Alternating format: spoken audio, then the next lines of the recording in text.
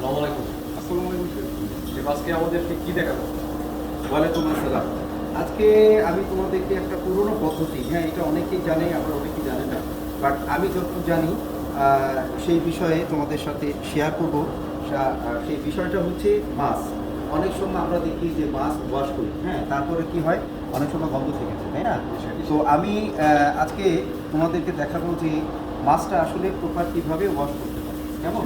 আর এই ওয়াশ করার পরে অ্যাটলিস্ট 80% যে মাছের যে স্মেলটা থাকে সেটা দূর হয়ে যাবে, কেমন?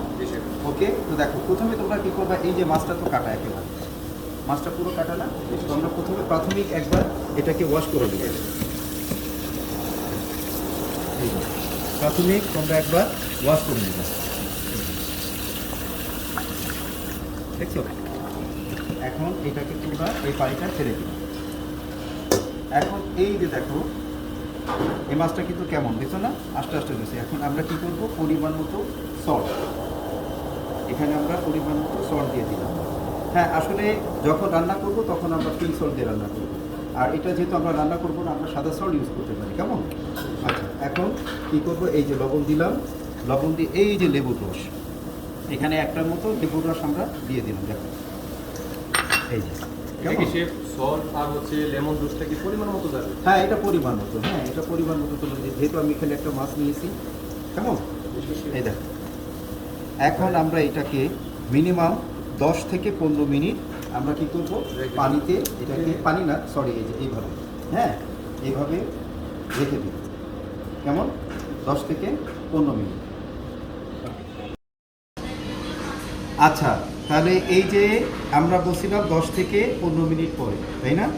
এই দেখো এখন 10 থেকে 15 মিনিট পরে আমরা ফিরে আসলাম। এখন কি করবো, এটাকে আবার রিওয়াশ করবো। হ্যাঁ তোমরা পার্থক্যটা দেখো, কিন্তু প্রথমে যে মাছটা ছিল, যে কালার ছিল, ওই যে লেবু আর পানি দেওয়ার পরে, লুক অ্যাট দ্য কালার,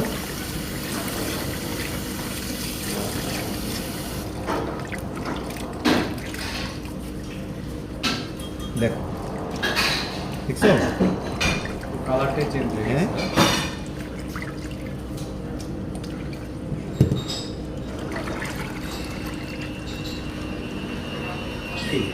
এদিকে আসো, দেখো প্রথমে যেটা দিছিলাম এখন কালারটা দেখো চেঞ্জ হয়েছে।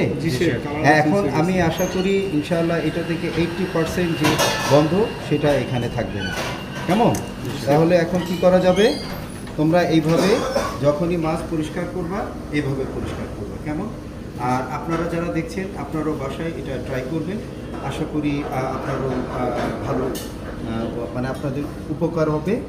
আর আপনারা যদি আমার এই ভিডিওটা দেখে থাকেন তাহলে লাইক কমেন্ট শেয়ার করবেন। সো ইনশাআল্লাহ I will be back with new recipe. Thank you.